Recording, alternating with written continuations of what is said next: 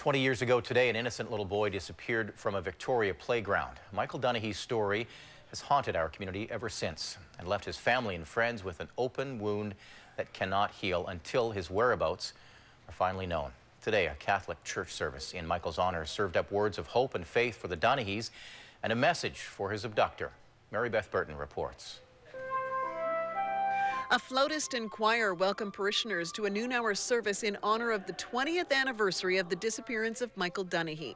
A photo of Michael, who was 4 when he vanished, is placed at the altar.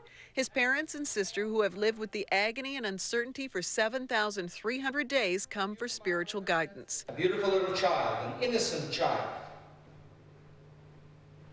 was taken from us. The parish priest sends a message to Michael. That he may have the greater courage and the freedom to find his way back to his loving family.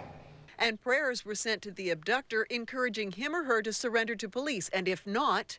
You may think you got away with it. But the ultimate judgment is with Almighty God. And that judgment, my dear friends, none of us can escape. Prayers for police officers were also offered. Victoria Police sent 2 of its highest-ranking officers here to the church service. They say on the 15th anniversary of Michael's disappearance, 500 tips were received, and they're hoping for just as many on the 20th anniversary. Yes, there is a steady stream of tips coming in. Deputy Chief John Decker was a rookie cop searching the playground where Michael was last seen 20 years ago. Look at my own children and see them of adult age now and wonder what Michael would have been like, and all that has been lost to us as a community. In 20 years, rewards have been offered and aged composites have been drawn, and still no answers. The only silver lining may be that child abductions were taken far more seriously following Michael's disappearance. It had never happened before, certainly not in this community, not in British Columbia to that extent, and there was a lot of learning that went on, and so we're way better positioned now should a child go missing. Plus, we have the benefit of technology now. The use of Amber Alert, Twitter and Facebook are all tools that police departments use very readily to help locate missing children. Michael's parents were not giving interviews on this heart-wrenching day, but yesterday bravely went public again. It's a nightmare that hasn't come to an end yet. I just want the person with the right information to come forward and give it to the police. The Dunahees credit their family and friends for helping them cope. It was up to us in our power to remove that pain.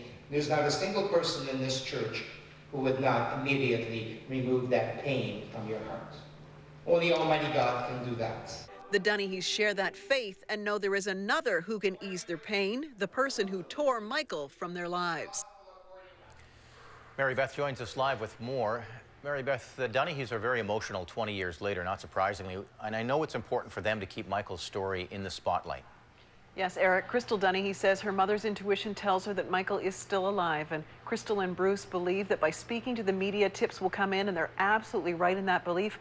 Vic PD have received several tips since yesterday when A News first profiled the Dunahees, and Deputy Chief Decker and the Dunahees remind us, Eric, that all it takes is that one tip to solve this mystery and to ease some of the suffering that they've endured for 20 long years.